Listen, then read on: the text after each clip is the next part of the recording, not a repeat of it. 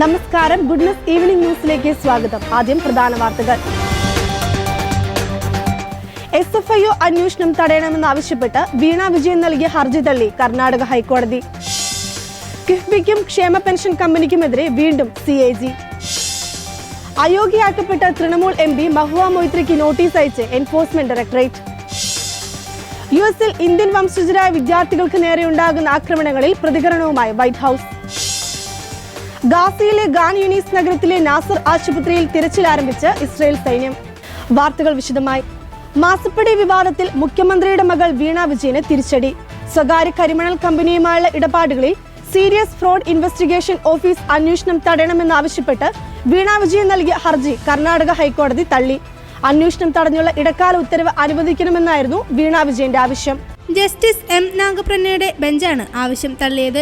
Register of companies അന്വേഷണം പുരോഗമിക്കുന്നതിനിടെ മറ്റൊരു വകുപ്പ് ചുമത്തി സമാന്തര അന്വേഷണം നടത്തുന്നതിനെയാണ് എക്സാലോജിക് ചോദ്യം ചെയ്തത്. എന്നാൽ CMRൽ നിന്ന് 1.72 കോടി രൂപ എക്സാലോജിക് കൈപ്പറ്റിയതിന് തെളിവുണ്ടെന്നും ഗുരുതരമായ കുറ്റമാണെന്നും വിപുലമായ അധികാരമുള്ള ഏജൻസി തന്നെ അന്വേഷിക്കേണ്ടതുണ്ടെന്നും SFIO വാദിച്ചു. മാസപ്പടി വിവാദത്തിൽ വീണയെ ചോദ്യം ചെയ്യാൻ SFIO നീക്കം നടത്തുന്നതിനിടെയാണ് ഹൈക്കോടതിയിൽ ഹർജി എത്തിയത്. ബാംഗ്ലൂരുവിലെയും എറണാകുളത്തെയും രജിസ്റ്റർ ഓഫ് കമ്പനീസ് എക്സാലോജിക് CMRൽ ഇടപാടുകളിൽ ക്രമക്കേടുകൾ നടന്നതായി കണ്ടെത്തിയിരുന്നു. ഒരു സേവനവും നൽകാതെ എക്സാലോജിക്കിന് CMRൽ വൻ തുക കൈമാറിയെന്നാണ് കേന്ദ്ര ആദായ നികുതി വകുപ്പിന്റെ ഇൻട്രിം സെറ്റിൽമെന്റ് ബോർഡ് കണ്ടെത്തിയത്. തുടർന്ന് അന്വേഷണം SFIOയ്ക്ക് കൈമാറി. 8 മാസത്തിനകം അന്വേഷണം പൂർത്തിയാക്കാനാണ് നിർദ്ദേശം. കിഫ്ബിയും ക്ഷേമ പെൻഷൻ കമ്പനിയും എടുത്ത വായ്പകൾ ബജറ്റിന് പുറത്തുള്ള വായ്പകളാണെന്ന് ആവർത്തിക്കുന്ന കംട്രോളർ ആൻഡ് ഓഡിറ്റർ ജനറലിന്റെ റിപ്പോർട്ട് നിയമസഭയിൽ സമർപ്പിച്ചു. 2022 മാർച്ചിൽ അവസാനിച്ച സാമ്പത്തിക വർഷത്തെ റിപ്പോർട്ടാണിത്. മുമ്പ് നിയമസഭ തള്ളിയ ഈ നിരീക്ഷണങ്ങൾ വീണ്ടും ഉൾപ്പെടുത്തിയത് അംഗീകരിക്കുന്നില്ലെന്ന ധനമന്ത്രി KN ബാലഗോപാലിന്റെ വിയോജനക്കുറിപ്പും അനുബന്ധമായി സമർപ്പിച്ചിട്ടുണ്ട്. 2019 സർക്കാരും CAGയും തമ്മിൽ ആരംഭിച്ച തർക്കം സുനിൽ രാജ് പ്രിൻസിപ്പൽ അക്കൗണ്ടന്റ് ജനറലായി മടങ്ങിയതോടെ വീണ്ടും രൂക്ഷമാവുകയാണ്. 2019 റിപ്പോർട്ടിൽ സുനിൽ രാജ് ഇതേ നിരീക്ഷണം ഉൾപ്പെടുത്തിയെങ്കിലും നിയമസഭ തള്ളിയിരുന്നു.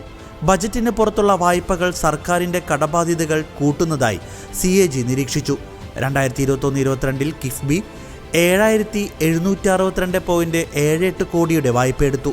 കിഫ്ബിക്ക് സ്വന്തമായി വരുമാനമില്ലാത്തതിനാലും സർക്കാർ എല്ലാ വർഷവും ബജറ്റിലൂടെ കടബാധ്യതകൾ തീർക്കുന്നതിനാലും സർക്കാരിന് ഈ കടമെടുപ്പിൽ ബാധ്യതയില്ലെന്ന വാദം സ്വീകാര്യമല്ലെന്നാണ് CAGയുടെ നിരീക്ഷണം. ക്ഷേമ പെൻഷൻ നൽകുന്നതിനായി രൂപീകരിച്ച Kerala social security pension limited 6,550 കോടിയുടെ വായ്പ എടുത്തിരുന്നു. 2022 മാർച്ച് വരെ കമ്പനി തിരിച്ചടയ്ക്കേണ്ട വായ്പ 11,206.49 കോടിയാണ്. കരാറുകാരുടെ കെട്ടിക്കിടക്കുന്ന ബില്ലുകൾ ഡിസ്കൗണ്ടിംഗ് സമ്പ്രദായത്തിലൂടെ നൽകുന്നതിന് ബാങ്കുകളിൽ നിന്നെടുത്ത 1,601.72 കോടിയുടെ വായ്പയും ബജറ്റിന് പുറത്തുള്ള കടമെടുപ്പായാണ് CAG കണക്കാക്കുന്നത്. ഈ നിരീക്ഷണം ബാങ്ക് വായ്പകളിലൂടെ കരാറുകാരുടെ കുടിശ്ശിക നൽകുന്നതിനെ ബാധിക്കും. ഇങ്ങനെ സംസ്ഥാനം 25,874.39 കോടിയുടെ ബാധ്യതകൾ മറച്ചുവെച്ചെന്നാണ് CAGയുടെ ആരോപണം.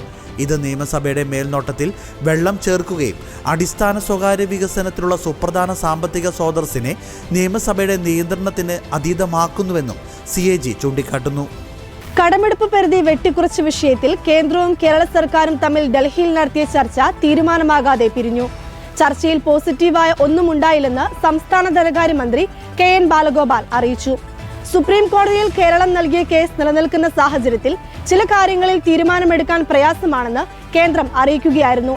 കണക്കുകൾ സംബന്ധിച്ച വിഷയത്തിൽ സെക്രട്ടറി തല ചർച്ച നടത്താൻ തീരുമാനമുണ്ടായെന്നും ഇത് ഉടൻ ഉണ്ടാകുമെന്നും ബാലഗോപാൽ വ്യക്തമാക്കി. കടമെടുപ്പ് പരിധി വെട്ടിക്കുറച്ച കേന്ദ്ര നടപടിക്കെതിരെ കേരളം സുപ്രീം കോടതിയിൽ സ്യൂട്ട് ഹർജി ഫയൽ ചെയ്തിരുന്നു. ഈ ഹർജി പരിഗണിച്ച ജസ്റ്റിസുമാരായ സൂര്യകാന്ത്, KV വിശ്വനാഥ് എന്നിവരടങ്ങിയ ബെഞ്ചാണ് പ്രശ്നപരിഹാരത്തിന് ചർച്ച നടത്താൻ കേരളത്തോടും കേന്ദ്രത്തോടും നിർദ്ദേശിച്ചത്. എന്നാൽ കേരളം സ്യൂട്ട് ഹർജിയിൽ ഉന്നയിക്കുന്ന വിഷയങ്ങൾ ചൂണ്ടിക്കാട്ടിയ പല ആവശ്യങ്ങളും ഈ ഘട്ടത്തിൽ അംഗീകരിക്കാൻ കഴിയില്ലെന്ന നിലപാടാണ് കേന്ദ്രം സ്വീകരിച്ചത്. നികുതി ഇനത്തിൽ ഉൾപ്പെടെ സംസ്ഥാനത്തിന് നൽകാനുള്ള തുക സംബന്ധിച്ചുള്ള തർക്കമാണ് സെക്രട്ടറി തലത്തിൽ ചർച്ച ചെയ്യുക. ചർച്ചയുടെ വിശദാംശങ്ങൾ ഇരു സർക്കാരുകളും തിങ്കളാഴ്ച സുപ്രീം കോടതിയെ അറിയിക്കും. കേരളവുമായി കേന്ദ്ര ധനകാര്യ മന്ത്രാലയം നടത്തിയ ചർച്ചയിൽ ധനമന്ത്രി നിർമ്മല സീതാരാമൻ പങ്കെടുത്തില്ല. സംസ്ഥാന ധനമന്ത്രി ഉൾപ്പെടെയുള്ള സംഘവുമായി കേന്ദ്ര ഉദ്യോഗസ്ഥർ ചർച്ച നടത്തുമ്പോൾ ഒരു തമിഴ് ചാനലിന് അഭിമുഖം നൽകുന്ന തിരക്കിലായിരുന്നു ധനകാര്യമന്ത്രി. അഭിമുഖത്തിന് ശേഷം നിർമ്മല സീതാരാമൻ നോർത്ത് ബ്ലോക്കിൽ നിന്ന് പുറത്തുപോയി. ആ സമയവും ചർച്ച പുരോഗമിക്കുകയാണ്. കേന്ദ്ര ധനകാര്യ മന്ത്രാലയത്തിൽ നിന്ന് ധനകാര്യ secretary doctor TV Somanathan, additional solicitor general N Venkataraman, additional secretary general Sajjan Singh Yadav, joint secretary Amita Singh Negi തുടങ്ങിയവരും ചർച്ചയിൽ പങ്കെടുത്തിരുന്നു.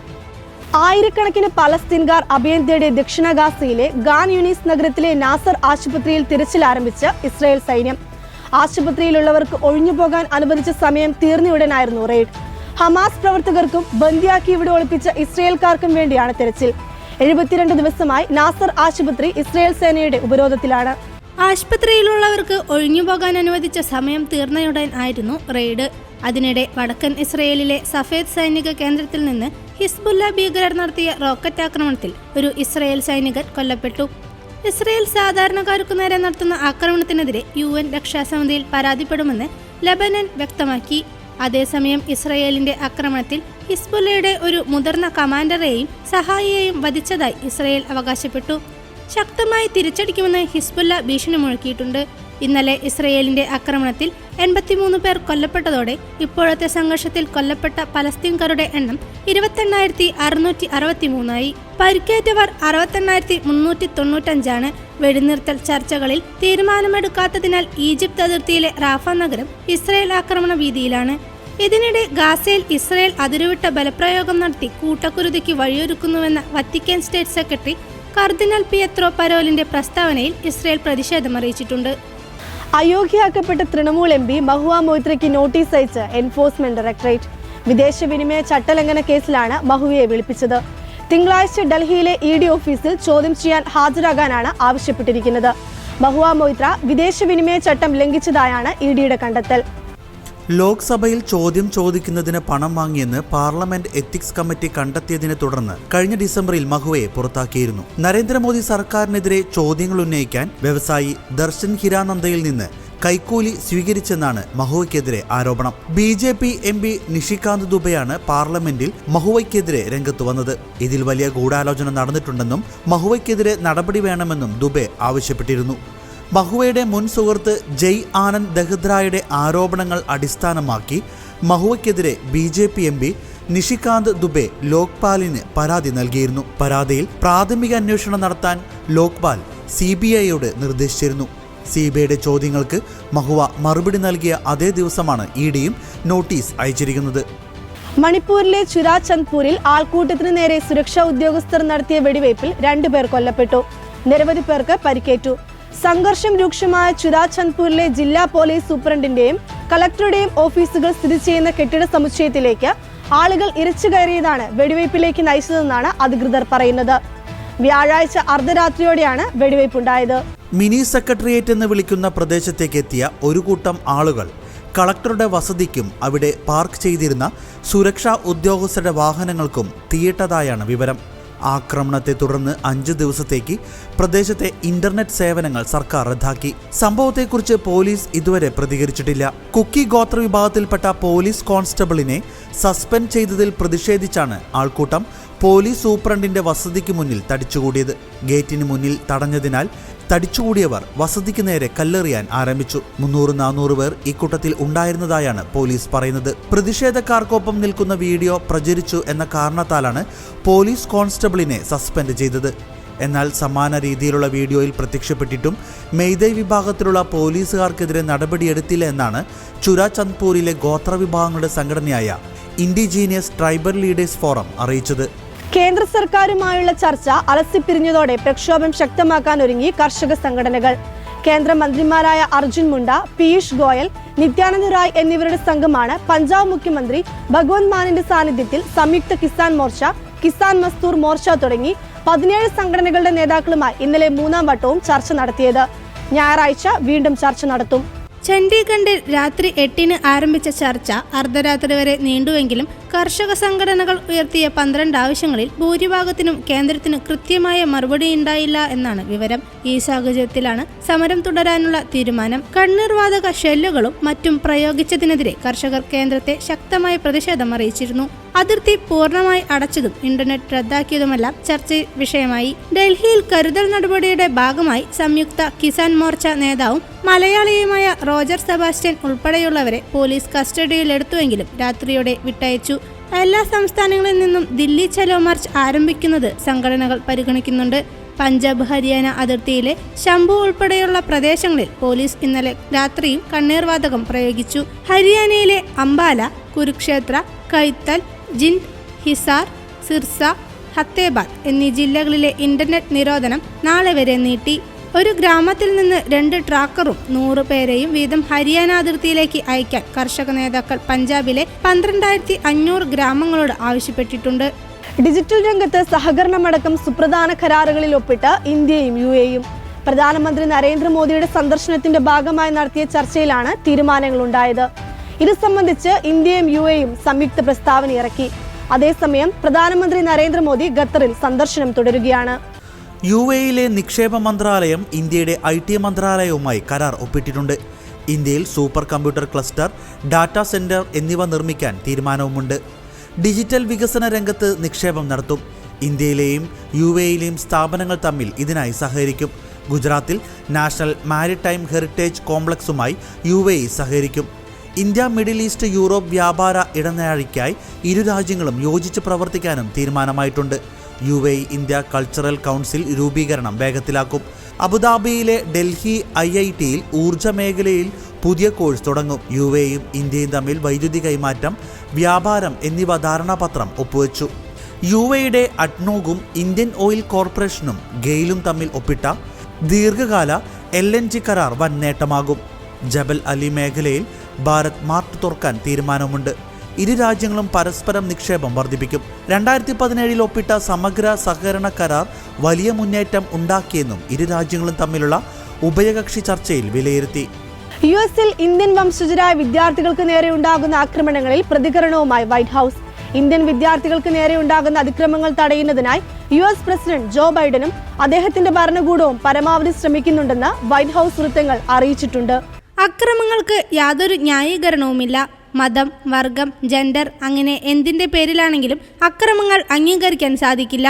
US-ൽ ഇത് അനുവദിക്കില്ല. US national security council coordinator John Kirby പറഞ്ഞു. US-ൽ ഇന്ത്യൻ വംശജരായ വിദ്യാർത്ഥികൾക്കു നേരെ നിരന്തരം ആക്രമണങ്ങൾ ഉണ്ടാകുന്നതിനെക്കുറിച്ചുള്ള മാധ്യമപ്രവർത്തകരുടെ ചോദ്യത്തിനായിരുന്നു അദ്ദേഹത്തിന്റെ മറുപടി. ഇത്തരം അതിക്രമങ്ങൾ തടയുന്നതിനായി പ്രാദേശിക തലത്തിൽ കൂടി ആലോചിച്ച് പ്രസിഡന്റും US ഭരണകൂടവും പരമാവധി നടപടികൾ സ്വീകരിച്ചു വരികയാണെന്നും കിർബി വ്യക്തമാക്കി. ജനുവരിയിൽ ജോർജിയയിൽ ലഹരിക്ക് അടിമയായ ഒരാളുടെ ആക്രമണത്തിൽ ഇന്ത്യൻ വിദ്യാർത്ഥിയായ വിവേക് സൈനി കൊല്ലപ്പെട്ടു. ജനുവരിയിൽ തന്നെ നീൽ ആചാര്യ, അകുൽ ധവാൻ എന്നിങ്ങനെ 2 വിദ്യാർത്ഥികളും US-ൽ മരിച്ചിരുന്നു. ഇന്ത്യയിൽ നിന്ന് മറ്റൊരു വിദ്യാർത്ഥിയായ സയ്യിദ് മസാഹർ അലി കൊല്ലപ്പെട്ടത് ഫെബ്രുവരിയിലാണ്. ശ്രേയസ് റെഡ്ഡി ബെനിഗരി എന്ന ഇന്ത്യൻ വംശജരായ വിദ്യാർത്ഥിനിയെ ഒഹിയോയിൽ ദുരൂഹ സാഹചര്യത്തിൽ മരിച്ച നിലയിൽ കണ്ടെത്തിയിരുന്നു. കഴിഞ്ഞ ഏതാനും ആഴ്ചയ്ക്കിടെ ഇന്ത്യൻ വംശജരായ 5 വിദ്യാർത്ഥികളാണ് US-ലെ വിവിധയിടങ്ങളിൽ പല സാഹചര്യങ്ങളിലായി മരണത്തിന് കീഴടങ്ങിയത്. വിദ്യാർത്ഥികളുടെ മരണത്തിൽ ആശങ്കയുണ്ടെന്നും ഉചിതമായ നടപടികൾ സ്വീകരിക്കണമെന്നും ഇന്ത്യൻ അമേരിക്കൻ കമ്മ്യൂണിറ്റി നേതാവ് അജയ് ജെയിൻ വ്യക്തമാക്കി. ഫിഫ റാങ്കിങ്ങിൽ 117-ാം സ്ഥാനത്തേക്ക് പിന്തള്ളപ്പെട്ട് ഇന്ത്യൻ ഫുട്ബോൾ ടീം.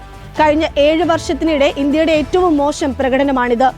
അടുത്തിടെ നടന്ന AFC ഏഷ്യൻ കപ്പിൽ 3 ഗ്രൂപ്പ് മത്സരങ്ങളിലും ഇന്ത്യൻ ടീം പരാജയപ്പെട്ടിരുന്നു. 2023 ഡിസംബർ 21 പുറത്തിറങ്ങിയ റാങ്കിങ്ങിൽ 102-ാം സ്ഥാനത്തായിരുന്നു ഇന്ത്യ. 2017 ജനുവരിയിൽ ഇന്ത്യ ഫിഫ റാങ്കിങ്ങിൽ 129-ാം സ്ഥാനത്ത് എത്തിയിരുന്നു. 2015-ൽ 173-ാം സ്ഥാനത്തേക്കും ഇന്ത്യ പിന്തള്ളപ്പെട്ടിരുന്നു. ഇന്ത്യൻ ഫുട്ബോളിന്റെ ചരിത്രത്തിലെ തന്നെ ഏറ്റവും മോശം പ്രകടനമായിരുന്നു ഇത്. ഏഷ്യൻ കപ്പിലെ മോശം പ്രകടനത്തോടെ 35.63 റേറ്റിംഗ് പോയിന്റുകളാണ് ഇന്ത്യക്ക് നഷ്ടമായത്. ഇതോടെ ഏഷ്യൻ റാങ്കിങ്ങിൽ ഇന്ത്യ 22-ാം സ്ഥാനത്തായി. നിലവിൽ ടോഗോയ്ക്കും ഗിനിയ ബിസാവുവിനും ഇടയിലാണ് ഇന്ത്യയുടെ റാങ്കിംഗ്. ഓസ്ട്രേലിയ, ഉസ്ബെക്കിസ്ഥാൻ, സിറിയ എന്നീ ടീമുകളോടെയാണ് ജനുവരിയിൽ നടന്ന ഏഷ്യൻ കപ്പിൽ ഇന്ത്യ പരാജയപ്പെട്ടത്. 4 ടീമുകളുള്ള ഗ്രൂപ്പ് ബിയിൽ അവസാന സ്ഥാനത്താണ് ഇന്ത്യ ഫിനിഷ് ചെയ്തത്. അതേസമയം ഫിഫ റാങ്കിങ്ങിലെ ആദ്യ 10 സ്ഥാനങ്ങൾ മാറ്റമില്ലാതെ തുടരുകയാണ്. ലോക ചാമ്പ്യന്മാരായ അർജന്റീന ഇപ്പോഴും 1-ാം സ്ഥാനത്തുണ്ട്. ഫ്രാൻസ്, ഇംഗ്ലണ്ട്, ബെൽജിയം, ബ്രസീൽ എന്നീ രാജ്യങ്ങളാണ് അർജന്റീനയ്ക്ക് തൊട്ടുപിന്നിലായുള്ളത്.